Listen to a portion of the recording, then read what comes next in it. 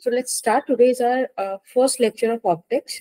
ठीक है, optics एक काफी बड़ा सा टॉपिक है, तो we will try to cover every single topic under it. And चल जल्दी करते हैं. ठीक है, आज बहुत बेसिक रखेंगे, आराम से समझेंगे कि वेव ऑप्टिक्स क्या होती है, रे ऑप्टिक्स क्या होती है. ठीक है, और बाकी चीजें क्या है, इंट्रोडक्शन लेंगे, लाइट के बारे में पढ़ेंगे, इसका भी थोड़ा सा इंट्रोडक्शन रख के रिफ्लेक्शन वगैरह स्टडी करते हैं. देखो, फिजिक्स के बारे में आई गेस इतना डिस्कशन हमारा पहले भी हुआ होगा. हाँ, मैंने आपको बताया राइट, फिजिक्स के बारे में कुछ कुछ चीजें हमने डिस्कस करी होंगी पहले भी.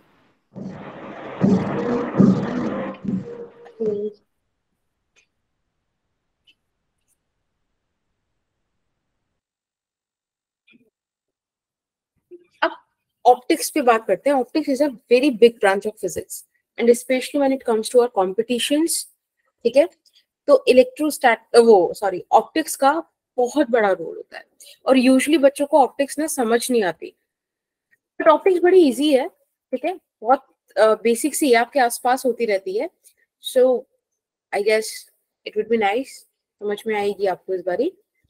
देखो, ध्यान से देखो, ऑप्टिक्स क्या है? It is a study of light. Right, हम यहाँ लाइट को स्टडी करते हैं, लाइट के फिनोमिना को स्टडी करते हैं. लाइट अगर किसी सरफेस पे स्ट्राइक करेगी तो क्या पॉसिबल आउटकम्स हो सकते हैं, उस बात को स्टडी करते हैं. आपने जब कभी ईएम वेव नॉर्मली पढ़ा होगा तब आपने देखा होगा कि EM wave is a spectrum and light is a part of that. Light is an EM wave. Right, पूरे स्पेक्ट्रम में gamma ray, X ray, UV ray, visible, infrared, microwave, radio wave, ये इस तरह से लाई करती है. ओके, अब अगर आप ध्यान से देखो तो जो ये विजिबल वाला पोर्शन है, this is dedicated to light.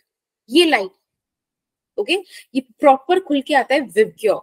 और अगर एक मतलब लाइक एक अप्रोक्सीमेशन में आपको दूं तो 3800 एंगस्ट्रोम से लेके 7600 एंगस्ट्रोम तक ये जो वेवलेंथ है, ये विजिबल रेंज में आती है. This is what our light is. Okay, अगर आप ध्यान से देखो तो मैंने यहाँ पे आपको एक चीज दिखाने की कोशिश की है कि जो रे ऑप्टिक्स है, वहां पे जिन ऑब्जेक्ट्स को हम स्टडी करते हैं, जिन मतलब लाइट और ऑब्जेक्ट का जो इंटरेक्शन हम स्टडी करते हैं, वो ऑब्जेक्ट्स बहुत बड़े होते हैं इस रेंज से. ठीक, हम लेंस की बात करते हैं, मिरर की बात करते हैं, देयर आर सम सेंटीमीटर्स ना, और ये एंगस्ट्रोम में लाई करता है. तो जब आप ऑब्जेक्ट्स बहुत बड़े डायमेंशन के लेते हो और तब आप फिनोमिना को स्टडी करते हो, that would be a part of ray optics, जिसको ज्योमेट्रिकल ऑप्टिक्स भी बोलते हैं. इसको ज्योमेट्रिकल ऑप्टिक्स बोलने का एक रीजन है क्योंकि इसके अंदर अभी आप देखोगे आज भी बहुत सारे डेरिवेशन, बहुत सारे फॉर्मूलाज, बहुत सारी अंडरस्टैंडिंग सिमेट्री और ज्योमेट्री. समझो, सिमेट्री ज्योमेट्री इन दो चीजों पर डिपेंडेंट होती है. आप ट्राइंगल बना पाते हो, आप ट्राइंगल के एंगल्स देख पाते हो, आप वहां पे पाइथागोरस थ्योरम लगा के बहुत सारी चीजें निकालते हो. तो इसीलिए इसे ज्योमेट्रिकल ऑप्टिक्स भी बोलते हैं. But when it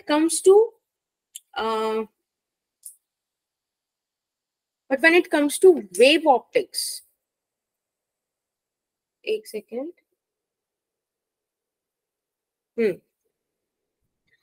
wave optics में हम ऐसी चीजें पढ़ते हैं, ऐसे ऑब्जेक्ट्स पढ़ते हैं जिनकी डायमेंशन कंपेरेबल हो इसके लैम्डा ऑफ लाइट के. समझ रहे हो? यानी कि बहुत छोटे छोटे डायमेंशंस को स्टडी करते हैं. अगर आपको थोड़ा बहुत ध्यान हो तो हम स्लिट्स के बारे में पढ़ते हैं, और स्लिट्स बहुत हेयर लाइक ऑब्जेक्ट होता है ना, एक हेयर लाइक गैप होता है जिसको हम लाइट का इंटरेक्शन स्टडी करते हैं. तो यूजुअली वो एक ऐसी चीज है जो हमारे को बहुत आसानी से नहीं दिखती, पर ऐसा नहीं है कि हम उसे देख नहीं सकते, हमें डिफ्रैक्शन दिख सकता है. ठीक है, तो this is the basic introduction about optics, और आई गेस यही चीज मुझे डिस्कस करनी थी. Let's come to ray optics. ठीक है, देखो, रे ऑप्टिक्स तीन बातों पे डिपेंड करता है. पहला, रेक्टिलिनियर प्रोपगेशन. ये बात बोलता है कि जो लाइट है वो हमेशा स्ट्रेट पाथ पे चलेगी. राइट, ये बोलता है लाइट जहां से भी निकलेगी, जहां भी पहुंचेगी, वहां स्ट्रेट पाथ ही ट्रेवल करेगी. इसका बहुत सारा लाइक एक बहुत ही बेसिक सा एग्जांपल आपने देखा होगा, जो छोटी छोटी क्लासेस में एक एक्सपेरिमेंट नहीं कराते कि एक कैंडल रखी है, कार्डबोर्ड रखी है, इधर आप हो और होल बिल्कुल सिमिलर डायरेक्शन में, मतलब सेम लेवल पे किया है, तब आपको कैंडल ऑफ मतलब वो फ्लेम दिखती है। थोड़ा आप ऊपर नीचे कर दो कार्डबोर्ड्स को तो आपको नहीं दिखेगी। और बड़ा प्यारा सा ऑब्जर्वेशन हमें मिल जाता है इस बात का कि लाइट स्ट्रेट पाथ पे ट्रेवल करती है। याद है ये चीज? Yes ma'am, yes ma'am. Second thing is principle of independence. Principle of independence basically ये बताता है कि लाइट कभी भी, जैसे चार्ज का होता था ना कि चार्ज को फर्क नहीं पड़ता था कि दो चार्जेस हैं कि चार चार्जेस हैं, पांच चार्जेस हैं, जो दो चार्ज के बीच का इंटरेक्शन है वो उन दो के बीच का इंटरेक्शन है, तीसरे चौथे पांचवे किसी चार्ज से फर्क नहीं पड़ता। ऐसे ही जो इंडिपेंडेंस है एक लाइट की वो ये है कि वो अपना इंडिविजुअलिटी कैरी करती है। एक रे ऑफ लाइट को फर्क नहीं पड़ता कि उस पर्टिकुलर पॉइंट पर कितनी रे ऑफ लाइट आ रही है, उसको जो करना है वहां पर वो करती है। ठीक है, तो अपना एक बेसिक कैरेक्टर है, एक बेसिक इंफॉर्मेशन है एक रे की, एक मतलब ऐसे बोल दो कि कोई उसका फंक्शन है कुछ जो वो फुलफिल करती है। ठीक है, अपना रोल प्ले करती है, उसको फर्क नहीं पड़ता आसपास कितनी और लाइट्स हैं, किस रेंज की, किस वेवलेंथ की, क्या है। Is that okay? Yes, ma'am. The third Yes, thing ma'am. is principle of reversibility. This is a very nice principle. ये बात ये करता है कि लाइट हमेशा शॉर्टेस्ट पाथ चूज करती है एक पॉइंट से दूसरे पॉइंट पे जाने के लिए, और जब कभी आप उसको वापस भेजोगे, हम ऐसा कर सकते हैं ना, वापस भेज सकते हैं, तो वो वही पाथ सेलेक्ट करेगी अपने मोशन के लिए जिससे वो आई होगी। ठीक है, ऐसे आप बहुत सारे एग्जांपल्स देखोगे जब आप सेंटर ऑफ कर्वेचर पर लाइट स्ट्राइक कराओगे, जब आप नॉर्मल इंसिडेंस कराओगे, तो ये सब चीजें हम आगे पढ़ेंगे, बट बेसिकली ये तीन चीजें आपको रे ऑप्टिक्स के बारे में बेसिक बेसिक बातें बता देती हैं कि लाइट क्या क्या चीजें मानती है। Is that okay? किसी को इन चीजों में कोई दिक्कत है? Ma'am rectilinear No, ma'am. होता है ना? क्या बेटा? रेक्टिलिनियर प्रोपगेशन का मतलब स्ट्रेट लाइन, स्ट्रेट लाइन में मूव करना। ठीक है, स्ट्रेट पाथ पे मूव करना। और मैम ओके, इंडिपेंडेंट। हाँ, इंडिपेंडेंस देखो, जैसे मैंने यहाँ पे एक डायग्राम बनाया हुआ है, first second third, three rays एक पॉइंट पी पर आ रही है। फर्स्ट का अपना कुछ क्राइटेरिया है, कुछ अपनी मर्जी है, ठीक है, वो करेगी, उसको फर्क नहीं पड़ रहा उस पर 2 और 3 क्या कर रही है, 4 और 5 क्या करेंगी। फर्स्ट को जो करना है वो करेगी, सेकंड को जो करना है वो करेगी, उसको फर्क नहीं पड़ता कितने और इंटरेक्शन वहां पे हो रहे हैं। समझ रहे हो? Yes, ma'am. Yes ma'am. Okay, when it comes to reflection of light ray, reflection, these are two phenomena जो हम रे ऑप्टिक्स में स्टडी करते हैं आउट ऑफ मेनी। अब देखो रिफ्लेक्शन क्या है। देखो मैं तुम्हें एक चीज बताती हूँ, फिर इस डायग्राम को देखना। जैसे कि सपोज ये कोई सरफेस है, ठीक है, this is some kind of surface. अब बेटा इस सरफेस पे एक लाइट इंसिडेंट होती है, ठीक। अब इस लाइट के ना 3 काम कर सकते हैं, मतलब ये लाइट 3 तरीकों से मूव कर सकती है, ये 3 फिनोमिना यहाँ से हो सकते हैं। सबसे पहला फिनोमिना होगा कि लाइट जिस मीडियम में आई है उसी मीडियम में वापस हो जाए। फर्स्ट प्रोबेबिलिटी ये हो सकती है। सेकेंड प्रोबेबिलिटी ये हो सकती है बेटा कि लाइट कुछ डेविएशन के साथ सरफेस के अंदर चली जाए, राइट। और थर्ड पॉसिबिलिटी होती है कि लाइट उस सरफेस पर एब्जॉर्ब हो जाए। समझ रहे हो? Yes, ma'am. तो ये जो फर्स्ट फिनोमिना है दिस इज रिफ्लेक्शन, और ये जो सेकंड फिनोमिना है that is refraction. Okay, Okay, ma'am. Yes, ma'am. अब ध्यान से देखो, ये जो एब्जॉर्प्शन है ये आपने कहीं तो पढ़ा है, बताओ कहाँ पढ़ा है? क्योंकि आज तो हम रिफ्लेक्शन और रिफ्रैक्शन पढ़ेंगे, एब्जॉर्प्शन कहाँ पढ़ा है? मैम सॉलिड चैप्टर केमिस्ट्री में पढ़ा है। ओके, फिजिक्स में कहाँ पढ़ा है? मैम क्या चीज? एब्जॉर्प्शन होना, एब्जॉर्प्शन फिनोमिना कहाँ पढ़ा है फिजिक्स में? याद करो, तुमने थर्मल फिजिक्स में रेडिएशंस पढ़ी है, वहां तुमने एब्जॉर्प्शन और एमिशन पढ़ा है, तो ये पार्ट उधर का है, ठीक है। वहां हमने मतलब बहुत सी चीजें पढ़ी थी ना रेडिएशन से related, Wien's law, Stefan Boltzmann law, बहुत सारी चीजें थी, तो ये सब चीजें उधर है। आज हम रिफ्लेक्शन और रिफ्रैक्शन स्टडी करेंगे। तो रिफ्लेक्शन सबसे पहले हमारे सामने आता है, जो हमें बता रहा है कि लाइट, देखो सिंपल सा प्रोसेस है, sending back of light rays in the same medium in which they are incident. जब कोई लाइट रे किसी सरफेस पे इंसिडेंट करेगी तो जिस मीडियम से ट्रेवल करके आई है उसी मीडियम में उसका चले जाना क्या कहलाता है? रिफ्लेक्शन कहलाता है। ठीक है, एक बेसिक सा डायग्राम आपके सामने बना हुआ है। This is the incident ray, ठीक, and this is the reflected ray. The point where they meet, where they strike, this point is called point of incidence. Okay, this is known as point of incidence. The other thing is, if you draw a perpendicular line at this point of incidence, you will get a normal. समझ में आया? अगर हम point of incidence पे एक perpendicular line draw करें तो that perpendicular line is normal. ध्यान रहे ये normal हमेशा कहाँ draw होगा? At point of incidence. Is that okay? Yes, ma'am. ठीक है। अब नॉर्मल से इंसिडेंट रे के बीच का जो एंगल है that would be called angle of incidence. Similarly reflected ray और नॉर्मल के बीच का एंगल क्या कहलाएगा बेटा? Angle of reflection. गुड। अब देखो, we have laws of reflection. Laws of reflection हमसे क्या कहता है कि इंसिडेंट रे, रिफ्लेक्टेड रे और नॉर्मल तीनों सेम प्लेन में लाई करेंगी एट पॉइंट ऑफ इंसिडेंस। ठीक, सेकंड बोलता है angle of incidence is equals to angle of reflection. इस बात में अगर किसी को कोई डाउट हो तो please ask me.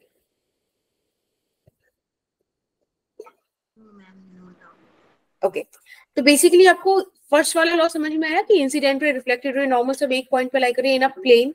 What does that mean? क्या मतलब हुआ उसका? कि जैसे कि अगर जैसे इंसिडेंस रे एक्स वाले प्लेन में लाई कर रही है तो फिर जो रिफ्लेक्शन वाली जो रे आएगी वो भी उसी वाले प्लेन में लाई करेगी। ऐसा नहीं है कि वो जेड प्लेन में या फिर वाई प्लेन में लाई करे। But plane needs two dimension, one dimension पे प्लेन नहीं होता। हाँ मैम, मतलब कि एक्स वाई प्लेन में अगर वो लाई कर रही है तो जो बाकी दो है नॉर्मल भी और रिफ्लेक्शन भी, वो भी एक्स वाई प्लेन में लाई करेगी। Very good. ठीक है, इसका मैं एक छोटा सा ऐसे बता देती हूँ। This is incident ray, this is reflected ray, ठीक है, and let's say here we have this normal. तो ये इस तरह से एक्स वाई प्लेन में है, दैट्स कूल। ये ऐसे लाई नहीं कर सकते, ये चीज नहीं हो सकती। समझ गए? ये ऐसे कुछ मतलब समझ लो, ऐसे कुछ नहीं हो सकता।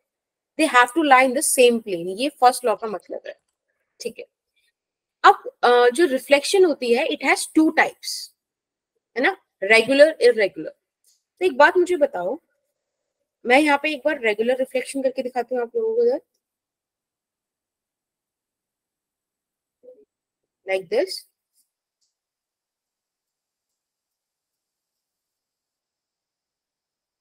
ये होता है ना रेगुलर रिफ्लेक्शन, बोलो। ठीक है, स्क्रीन क्या बेटा? मैम स्क्रीन ना लैग कर गई थी इसलिए नहीं बोला था कुछ। अच्छा, अभी दिख रही है? Yes ma'am. ठीक है, ये हो गया रेगुलर रिफ्लेक्शन। और डिफ्यूज या irregular reflection would look like this.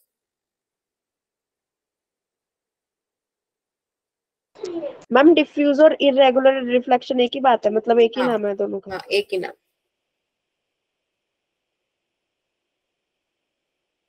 थोड़ा और गंदा बन गया ये।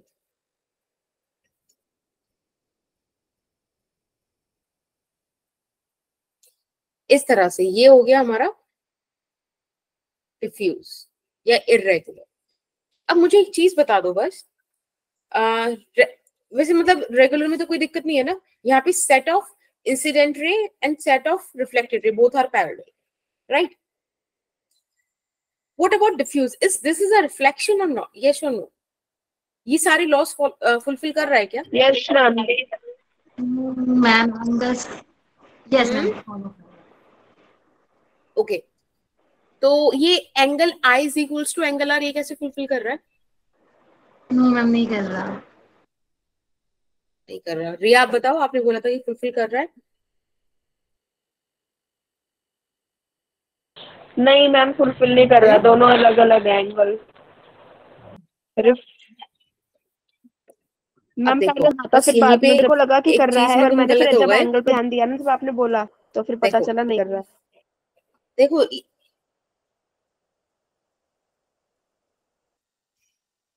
कर रहा है ये, ध्यान से देखो। तो ये जो मैंने कहा था आपको पॉइंट ऑफ कांटेक्ट पे नॉर्मल बनाना है। अब पॉइंट ऑफ कांटेक्ट यहाँ पे क्या है, सरफेस उबड़ खाबड़ सा है ना, रफ सरफेस है। तो इसके लिए हम क्या करेंगे, हम उस पे टेंजेंट ड्रॉ कर देंगे, हमें वहां का सरफेस मिल गया। लो नॉर्मल भी तिरछा ड्रॉ होगा ना इस पे?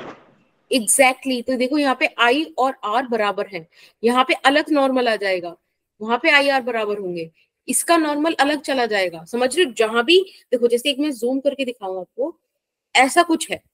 अब ये वाले पॉइंट पे अगर आपको चाहिए या ये वाले पॉइंट पे चाहिए, तो you need to draw normal here. आपको एक टेंजेंट ड्रॉ करनी पड़ेगी, उस टेंजेंट के परपेंडिकुलर आपको नॉर्मल मिलेगा, और तब आप देखो 110% आई और आर जो है वो बराबर होगा।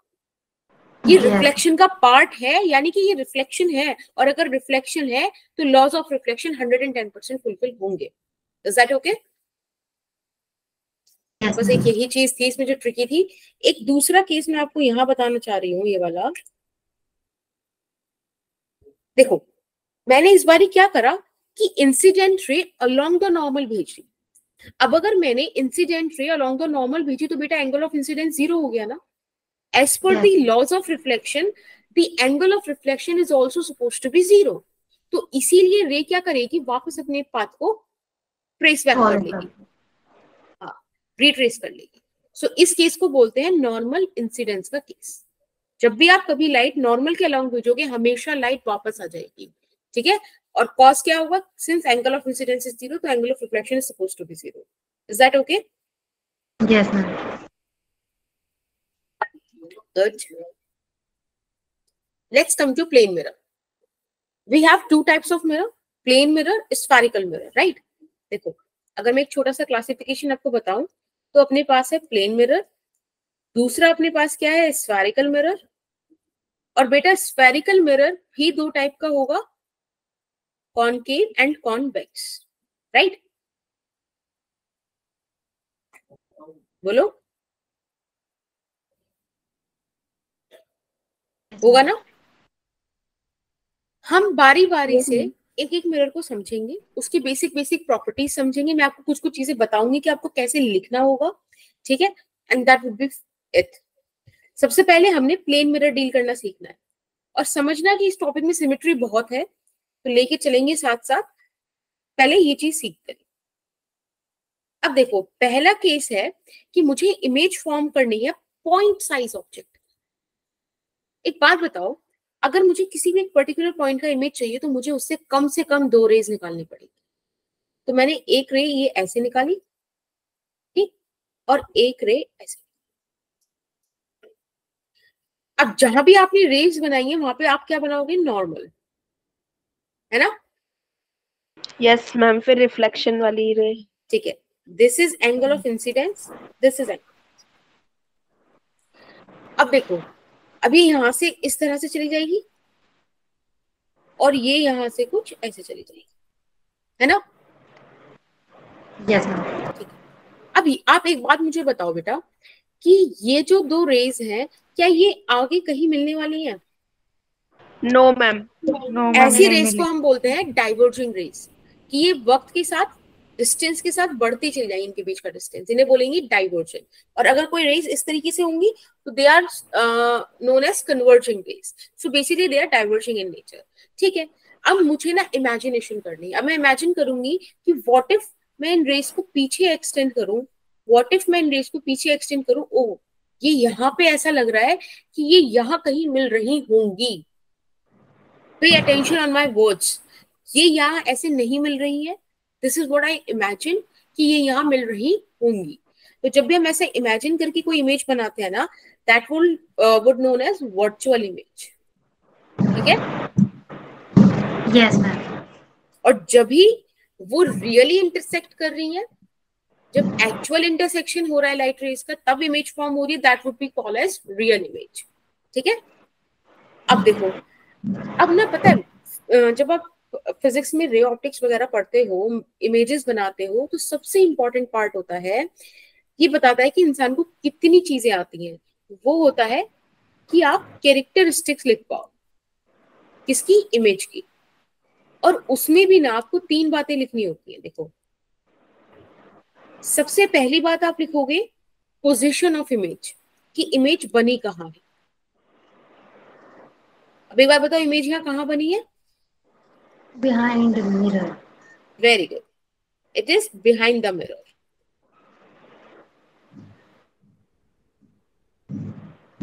The second concern is what? Size of image. मतलब अब देखो, आपके पास एक ऑब्जेक्ट है, एक इमेज है, तो ऑब्वियसली आप साइज ऑफ इमेज किसके कंपैरिजन में निकालोगे? ऑब्जेक्ट की कंपैरिजन में, राइट? तो Yes, आप ma'am. कहोगे सेम साइज की है, या पॉइंट साइज बोल दो, या तो सेम साइज की बनी है। अब थर्ड हमारा कंसर्न होता है कि उसका नेचर कैसा है, रियल है कि वर्चुअल है। समझे? Yes, यहाँ क्या ma'am. लग रहा है आपको? Yes ma'am. Virtual. Virtual. Virtual. Good. तो आगे से मैं कभी भी आपसे इमेज फॉर्मेशन कर रहा हूं, मैं कहूं या ना कहूं, ये 3 चीजें मेरे को यस चाहिए। मैम। तो अब देखो, यहाँ पे हम इमेज फॉर्मेशन देखते हैं एक्सटेंडेड बॉडी। अब थोड़ा सा ऐसा लगता है, अभी तक हमने पॉइंट साइज बॉडी देखी थी, एक्सटेंडेड बॉडी क्या हो गया? कुछ नहीं है, collection of point size bodies.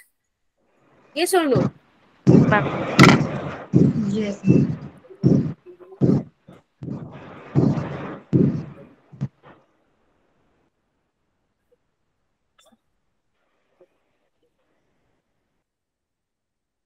ठीक है, collection of point size body. अब एक बात मुझे बताओ, इसको फॉर्म करने का ना एक तरीका है। देखो, सबसे पहले आप ऑब्जेक्ट की परपेंडिकुलर मिरर पर ना एक लाइन बनाओ। प्लेन मिरर की क्या खासियत होती है कि जितना ऑब्जेक्ट, जैसे suppose this is plane mirror, जितना ऑब्जेक्ट इससे आगे है, इमेज उतनी ही पीछे बनती है। जो ऑब्जेक्ट का साइज है उसी साइज की इमेज बनती है। ये सुनो। Yes ma'am. Yes. अब देखो, अपने पास ये है एक ए और बी। बेसिकली मैंने आपको बताया था ना कि हमें हर एक पॉइंट से 2 मिनिमम नंबर ऑफ रेस चाहिए ताकि इमेज बना पाए। तो यहां से मैंने एक ये लिया, एक ये लिया। सबसे पहले परपेंडिकुलर लाइन ड्रॉ करके मैंने ये देख लिया कि इमेज कहाँ बन रही है। ओके, ए प्राइम पे बनी, ये ए, इसकी इमेज ए प्राइम पे बन गई। जितना डिस्टेंस ये, उतना ही डिस्टेंस ये। सिमिलरली यही काम बी से भी किया हमने। ठीक, अब आपको इमेज मिल गई। अब बस आप यहाँ से लाइंस निकालो, लगा दो वहां पे। अब मुझे ये बताओ बेटा कि यहाँ पर कैरेक्टरिस्टिक ऑफ इमेज क्या लिखूंगा? Position है behind the mirror. Size okay, ma'am same है और सेम नेचर साइज। वर्चुअल है. गुड। Same size. ठीक है, ये समझ गए ना ये वाली चीजें? चलें आगे थोड़ा। एक काम करो, ये फर्स्ट क्वेश्चन करके दिखाओ। ये आपसे कह रहा है find the coordinates of the image. Coordinates निकालो। आपको एक मिरर दे रखा है इस तरह से, ऑब्जेक्ट दिया है 2 centimetre away from this mirror. अब बताओ इमेज के कोऑर्डिनेट्स क्या होंगे? मिरर ये तिरछा रखा हुआ है. हाँ, तिरछा रखा हुआ है, 45 डिग्री एंगल पर है।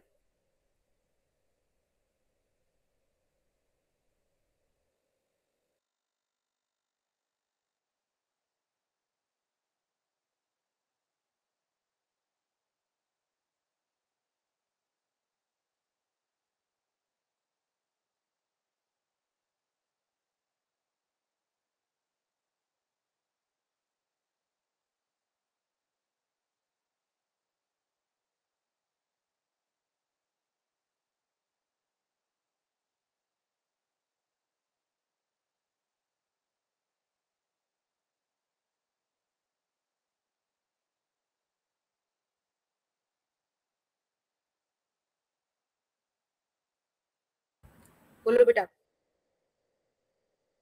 मेघा,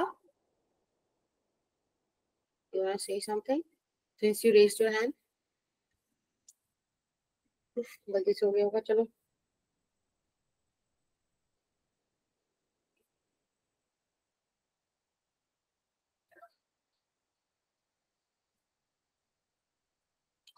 बेटा आंसर आ रहा है क्या? No ma'am.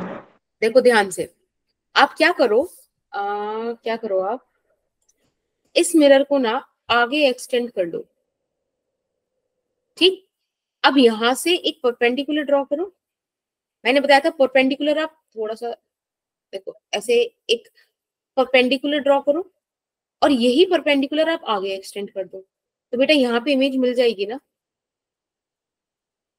बोलो मैम पर यहाँ पे जो आपने मैंने क्या डॉटेड बताया लाइन था? को एक्सटेंड करा है मतलब मिरर को, मैम पर उससे तो मतलब उस पे परपेंडिकुलर बनाने का क्या फायदा, क्योंकि मिरर तो है बेटा नहीं ना मिरर रियल। आप जरूरी थोड़ी है, नहीं नहीं देखो ऐसे समझो, यहाँ से पहले तो मैंने इसको ज्योमेट्रिकल ऑप्टिक्स बताया था आपको, तो ज्योमेट्री का सहारा लेकर बहुत चीजें इजी पड़ जाएंगी, ठीक है। और इस चीज को आप ऐसे समझो, मिरर जरूरी नहीं है ना कि आपके बिल्कुल सामने रखो तभी आपको आप दिखो, डिफरेंट डिफरेंट एंगल्स पर भी मिरर देखता है, और इसके कई क्वेश्चंस अभी हम करेंगे भी इस चीज पे। तो this is a very simple way to deal with this question, कि आप सिंपली इसे आगे बढ़ाओ, एक परपेंडिकुलर ड्रॉ करो और आपको इमेज यहाँ मिल जाएगी, ठीक है। दिस एंगल इज 45 डिग्री, तो this angle is also 45 degree, yes ma'am. Right. बाकी उतना हमें जाने की जरूरत भी नहीं है। एक सिंपल सी बात समझो, अगर मैं वाले ट्राइंगल देखूं, ओ तो ये है, इसे ए ले लेते हैं, ए ओ सी एंड ए सी आई, तो आप देखो ये ए सी दोनों में कॉमन है ना, दोनों ट्राइंगल्स में, यस मैम। दोनों का ये एंगल 90 डिग्री है ना।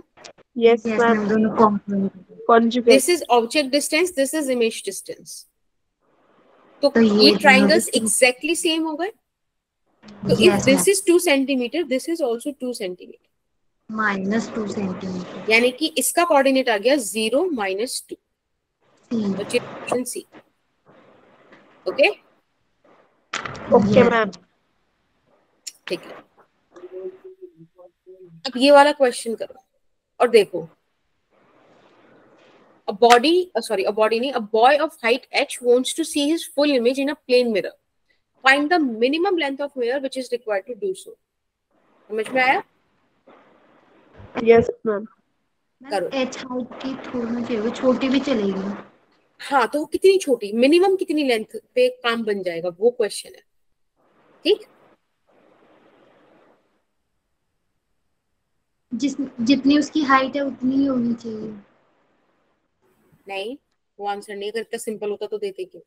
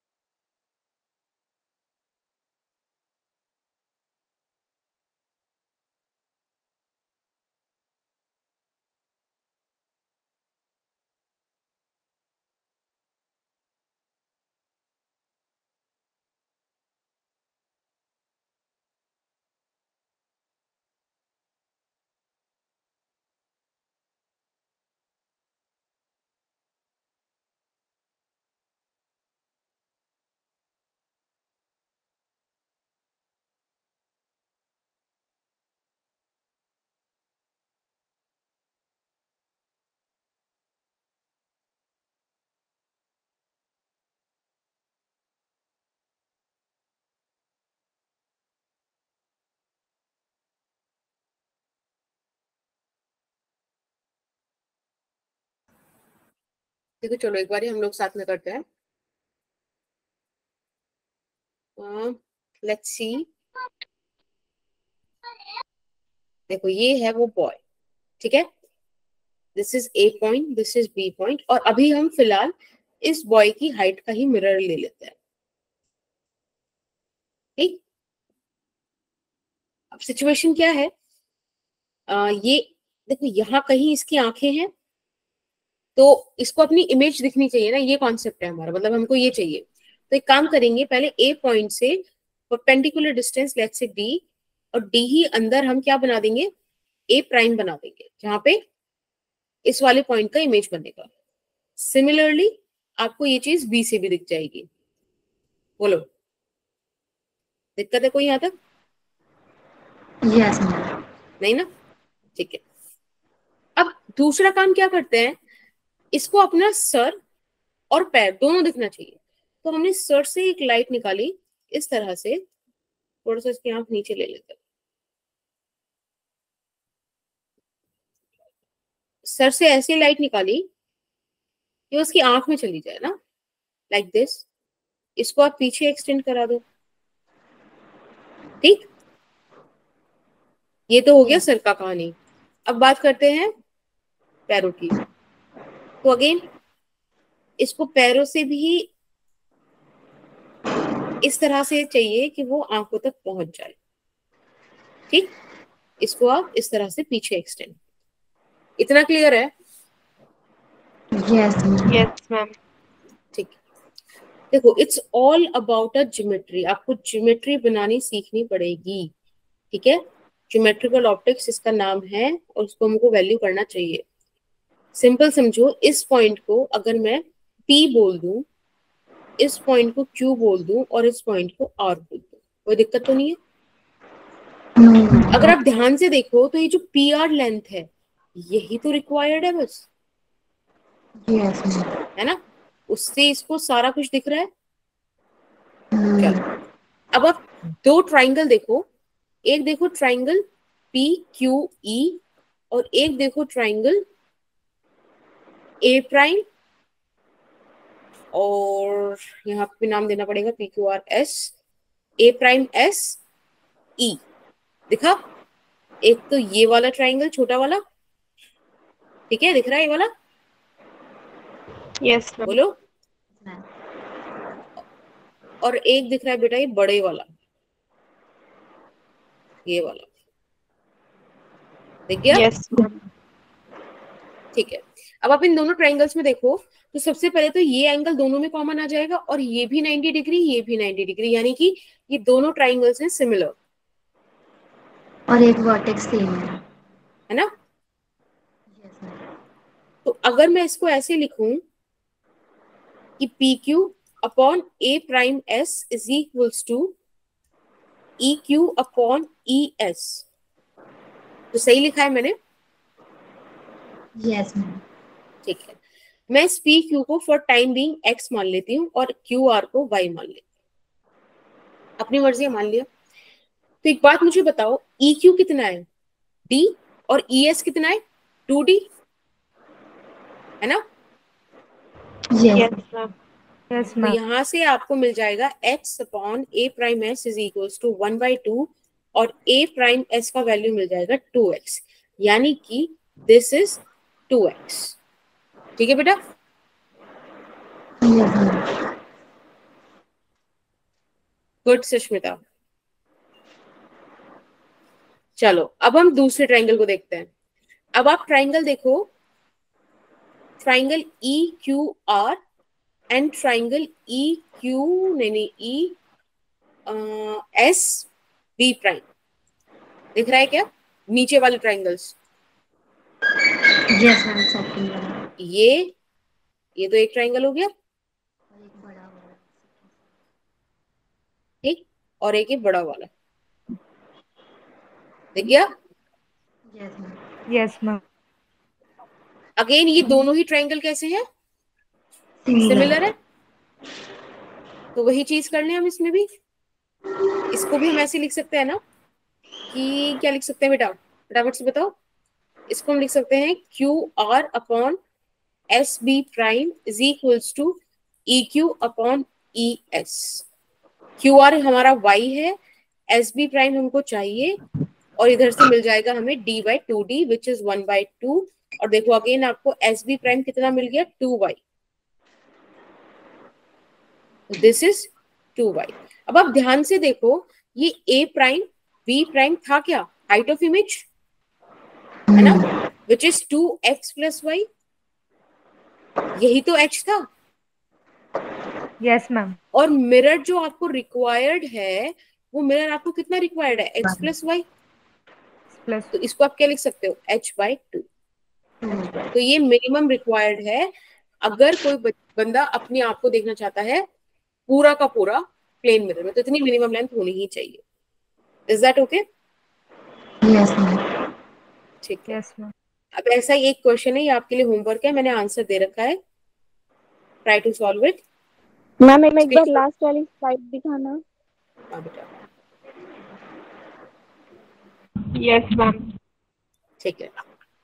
सो try to solve it, screenshot ले लो। अब फटाफट से ले लिया, सीखते हैं नंबर ऑफ यस मैम, ले इमेजेस का, कि अगर प्लेन मिरर में डिफरेंट डिफरेंट एंगल हो तो कितनी कितनी इमेज बनेंगी। आई प्रेफर कि आप इसको ना डायरेक्ट याद कर लो कि अगर दो मिरर्स के बीच में थीटा 180 डिग्री है तो इनफाइनाइट नंबर ऑफ इमेजेस बनेगी। देखो यहाँ पे ऑब्जेक्ट रखा है, मैं एक मिनट कलर चेंज कर देती हूँ। देखो ये ऑब्जेक्ट रखा है, राइट, दोनों मिरर से कुछ कुछ दूरी पर है। यहां से आप पहले इमेज निकाल लोगे I1 I2, फिर ये जो I1 है बेटा ये इस मिरर के लिए ऑब्जेक्ट की तरह काम करेगी, तो इस I1 की ये एक इमेज बना देगा I4। ठीक, अभी जो I2 बना था ये इस वाले मिरर के लिए कैसा काम करेगा, ऑब्जेक्ट की तरह, ये इसकी एक इमेज बना देगा I3। देखो येलो वाला ऑब्जेक्ट, येलो वाली उसकी इमेज बन गई, व्हाइट वाले ऑब्जेक्ट की हमने व्हाइट इमेज बना दी, फिर ये I3 इसके लिए काम करेगा, फिर I4 इसके लिए करेगा, ऐसे करके नंबर ऑफ इमेजेस बनती चली जाएंगी। तो जब भी थीटा 180 डिग्री हो, यानी कि टू मिरर्स एक दूसरे के सामने आमने सामने खड़े हो, तब इनफाइनाइट नंबर ऑफ इमेजेस बनती है। याद रखोगे? Yes ma'am. Yes ma'am. Yes ma'am. Do this question number 4। यहाँ पे आपको दो मिरर दे रखे, और देखो ये यहाँ पे खत्म है, ये यहाँ खत्म है, ऑब्जेक्ट यहाँ रखा हुआ है। अभी पूछ रहा है आपसे कि इस सेटअप में कितनी नंबर ऑफ इमेजेस बनेगी। कोशिश करोएगा?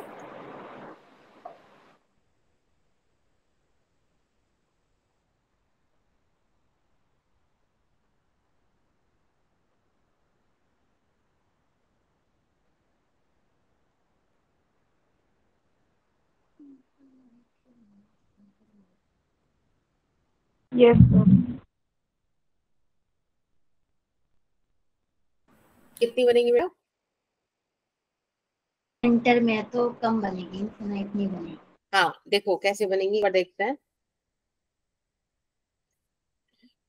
एक लाइट रे ऐसे जाएगी, है ना, वही हम परपेंडिकुलर जो बनाते हैं, एक इमेज यहाँ बन जाएगी I1, ऐसे ही एक इमेज यहाँ बन जाएगी I2। ये चीज तो सॉर्टेड है।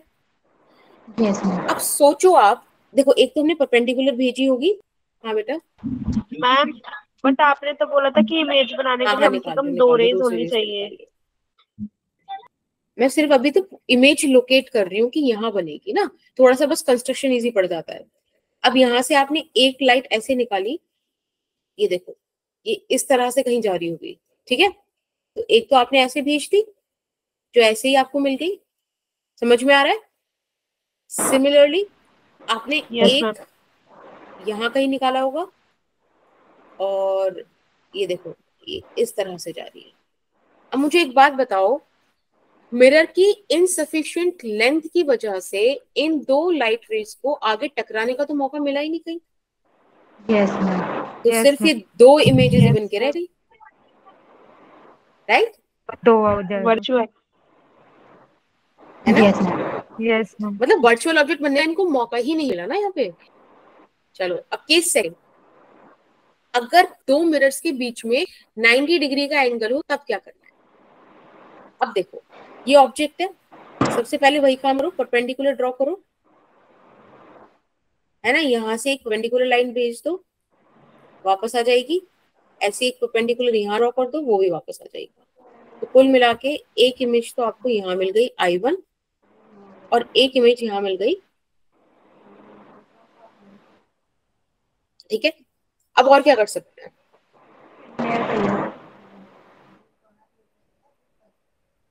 मैम एक एक रे और रिफ्लेक्ट करवा दो तो यहीं पे मिल जाएगी ना। एक मैंने ऐसे किसी एंगल पे कराई, ये यहाँ से ऐसे रिफ्लेक्ट हुई और ये ऐसे चली गई, ठीक है। अब एक दूसरी रे ले लेते हैं, मैम ये दोनों पैरेलल नहीं हो जाएंगे? अभी देखते हैं, ये ऐसे गई और ऐसे चली गई, इसको पीछे एक्सटेंड कराया, तो आप बनेगा। देखोगे कि यहाँ पर एक तीस, देखो थोड़ी सी आगे आ गई, थोड़ा सा मतलब ज्योमेट्री आप सही करोगे तो आप देख पाओगे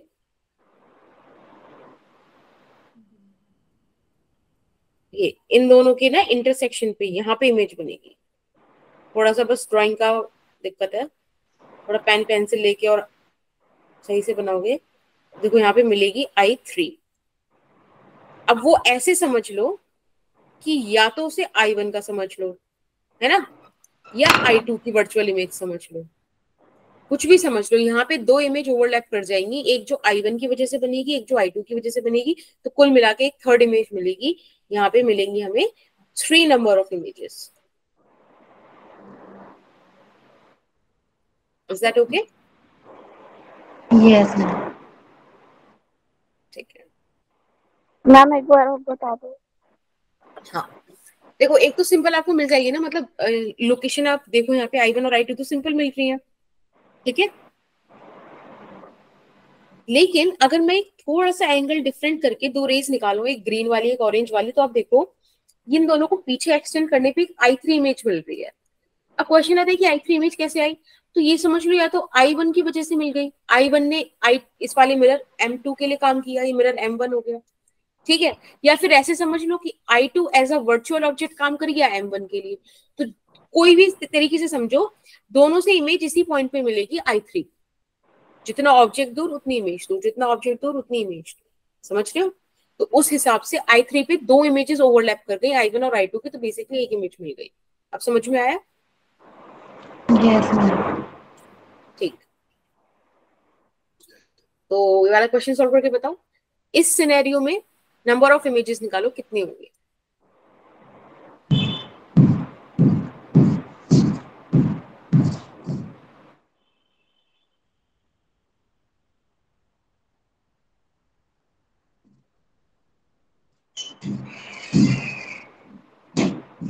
थ्री हो। मैम 2 ही होनी चाहिए। ओके, लेट्स सी क्या होगा। सबसे पहले वही काम करेंगे कि परपेंडिकुलर ड्रॉ करेंगे और उतना ही अंदर ले जाएंगे। एक इमेज यहाँ मिल गई I1 और एक इमेज यहाँ मिल गई I2, ठीक। थोड़ा सा पूरा करते हैं इसका डायग्राम।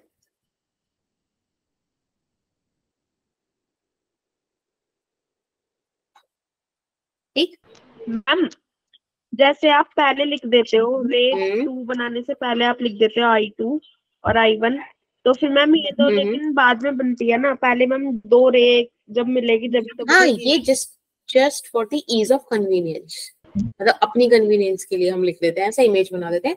ऑब्वियसली वो दो मिलेंगे तभी बनेगा, पर समझ नहीं आता ना कहाँ बनाना है। तो मुझे इतना तो पता है ना कि प्लेन मिरर, ये सिर्फ प्लेन मिरर में सहूलियत है कि प्लेन मिरर में मुझे पता होता है ना, जितना ऑब्जेक्ट डिस्टेंस उतना इमेज डिस्टेंस होता है, तो ये हाँ सब चीज यहाँ काम कर जाएगी बस।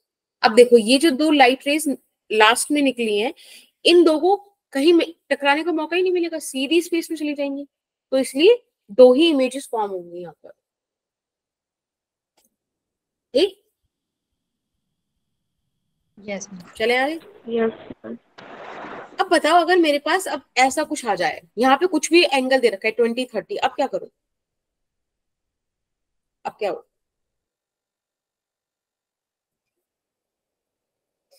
ऑब्जेक्ट सेंटर में रखा हुआ है। हाँ नहीं, सेंटर पे नहीं है, देखो इधर भी, इधर से 20 डिग्री मतलब इस वाले मिरर से M2 से, और M1 से 30 डिग्री पर है। अब ऐसे जर्नल कॉन्सेप्ट के लिए क्या करा जाए?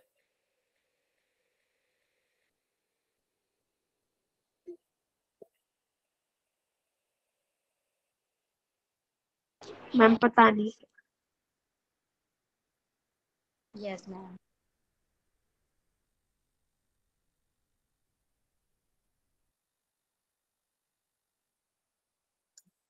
कि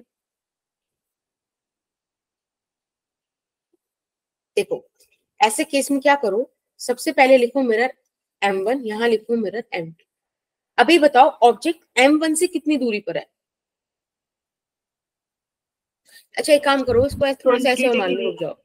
हाँ 20 डिग्री है ना, ऐसे ऐसे लिख लो, M1 M2, अब सही दिखेगा तुम्हें थोड़ा। M1 से 20 डिग्री पर और M2 से 30 डिग्री पर, सही बात है। अब क्या करो, यहाँ से ऐसे एक क्रॉस बनाओ। 20-30 का सम कितना होता है? 50 डिग्री। यहाँ लिख दो। अब आप जब इस वाले एरो के थ्रू यहाँ पर आ रहे हो तो इन दोनों को ऐड कराओ। 20-50 कितना हुआ? 70 इस वाले एरो से आ रहे हो तो यहाँ ऐड कराओ। 50-30 कितना हुआ? 80 डिग्री। समझ में आया? एक क्रॉस बना के क्या करा हमने, फिर से दूसरा क्रॉस बनाओ, और यहाँ पे ये जो एंगल है ये 50 डिग्री ही रखो जो ऊपर आया था, ठीक है, वही रखना है। अब 80 से 50 की तरफ जब यहाँ आए तो यहाँ पे क्या एंगल बनेगा? 80-50 ऐड करो, 130। 120। 50 और 70, 120 150। फिर एक क्रिस क्रॉस बनाओ, फिर ये 50 डिग्री। अब बताओ 120 और 50 ऐड करोगे तो कितना आएगा? 170 ठीक है। 130 और 50 ऐड करोगे तो कितना आएगा? 180 180। 180। अब एक तुम्हें लग रहा होगा कि मैंने 180 अलग क्यों लिखा, उसका रीजन है कि जहां भी कभी एंगल 180 डिग्री या 180 डिग्री से ज्यादा आ जाए, that is the end point of this criss cross thing. बस 180 डिग्री जहां पे आ जाए ना वहीं पे रुक जाओ, या एंगल 180 डिग्री से बढ़ जाए, ठीक है। अब काम क्या करो, अब ये इनको गिनो, 1 2 3 4 5 6 और 7, तो 7 इमेजेस मिलेगी, ठीक है। इसका एंड पॉइंट क्या है? 180 डिग्री और मोर देन इट। अगर कोई एंगल मिल जाए तो ये आपको एंड करना है। समझ में आया? आंसर आ गया इसका, सी ऑप्शन। मैम ये जब होगा जब मतलब हमको इस टाइप के क्वेश्चन दे होगा हाँ, जब बीच आपको में वेरिएबल एंगल दे दे। दूसरी चीज ध्यान रखना कि इसका एक कारण भी है कि एंड पॉइंट 180 डिग्री क्यों रखा। सोचो अगर एक इमेज ऐसे चलते चलते चलते यहां आ जाए, अब यहां से वर्चुअल ऑब्जेक्ट कैसे बनाए? पॉसिबल नहीं है ना। इसके इधर पीछे पहुंचा तो मिरर के पीछे पहुंच गया, नहीं बनेगा। If this is mirror, this is polished, this is reflecting surface, this is polished surface, तो भाई polished surface के पीछे से थोड़ी इमेज निकल के बाहर आ जाएगी, मतलब वहां से थोड़ी ऑब्जेक्ट रेज भेज देगा, वो तो एब्जॉर्ब हो जाएंगी। तो इसलिए एंड पॉइंट है 180 डिग्री या 180 से ज्यादा। समझ में आया? Yes ma'am. ठीक है। यस अब एक क्वेश्चन ही करके दिखाओ। यहाँ पे M2 और M1 में 20-40 का एंगल दे रखा है ऑब्जेक्ट का, बताओ इसमें कितनी नंबर ऑफ इमेजेस बनेगी?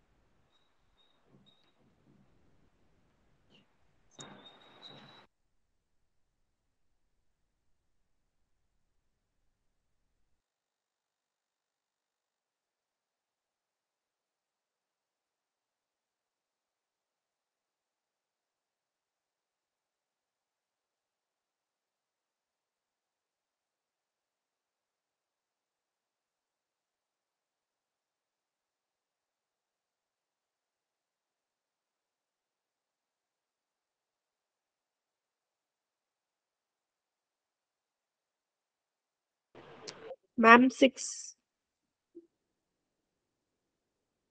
ओके, अब एक बार देखते हैं इसमें क्या करना है। M1 M2, M1 से 40 डिग्री पर, M2 से 20 डिग्री पर, दोनों को ऐड करेंगे तो कितना आएगा? 60। अब 40 से इस वाले एरो की तरफ चलेंगे तो 40 60 100, 20 60 80, फिर अगेन हमने यहाँ पे 60 लिखा, 80 60 140, 100 60 160, और इनके बीच एंगल 60। अब आप 160 में 60 ऐड करोगे तो ये भी 80 डिग्री से ज्यादा आएगा, 60 40 ये भी 200 समथिंग आ रहा है, तो यानी कि ये हो गया हमारा यहाँ पे एंड, ये काउंट नहीं होंगे। ठीक है, तो अगर अभी हम इसको लिखें 40 20 80 100, 4 5 6, तो आंसर 6 आना चाहिए, बट 6 गलत है। अब लेट्स सी अब कौन सा एक पॉइंट रह गया। तो बेटा इसमें जो एक पॉइंट रहा है वो ये रहा है कि आप ये वाली चीज देखो, ऐड करना जरा, 160 60 और 140 क्या आ रहा है? 360। जब भी आपको एक रो में 360 डिग्री एंगल मिल जाए, मतलब कि ओवरलैपिंग हो रही है। आपने 90 डिग्री वाले केस में देखा होगा, जब ओवरलैपिंग हो रही थी तो हमने एक काउंट किया था, यानी कि इनमें से आपको एक माइनस करना पड़ेगा जब भी ओवरलैपिंग का केस आएगा। और वो कैसे आपको मालूम पड़ेगा? कि जब भी ऐसे कुछ सम बन रहा हो तो एक बार चेक कर लो लास्ट वाले उस पर थोड़ा सा, कहीं ओवरलैपिंग की चीज तो नहीं आ रही। वैसे ये आएगा नहीं ऐसा क्वेश्चन, अगर मतलब यही एक अच्छा क्वेश्चन है नर्सिंग के लिए, ठीक है, बट स्टिल एक चीज आगे की याद रखनी कोई बुरी नहीं है। ठीक है, तो if you ever get the sum of a row is equals to 360 degree, then do -1। Is that okay? Yes ma'am. Yes, ma'am. ठीक है, अब स्फेरिकल मिरर क्या है, ठीक है, इनके बारे में क्या चीजें हमें पढ़नी है ये हम नेक्स्ट क्लास में डिस्कस करेंगे। ऑल्दो मेरा एक सजेशन है, एक होमवर्क है आपके लिए, कि आप स्फेरिकल मिरर, आपने 10th क्लास में पढ़ा हुआ है ये चीज, यस मैम, है ना, कॉन्केव Yes, कॉन्वेक्स। ma'am. और 12th में भी तो पढ़ा तो हुआ आप है। इनके इनके रूल्स इमेज फॉर्मेशन के, ठीक है, और इनके बारे में अबाउट दैट ये पढ़कर आना, ठीक है, Yes, ma'am. ये पढ़कर Okay, आना, ma'am. ठीक है, ये होमवर्क है आपका। तो दैट्स इट। अभी ऑप्टिक्स काफी लोगों को बुरी लग रही थी, तो आज तक सही लग रही है? हम्म, खुशी को सुष्मिता को तो सही लग रही, बाकी प्रेरणा, ओके, तो चलो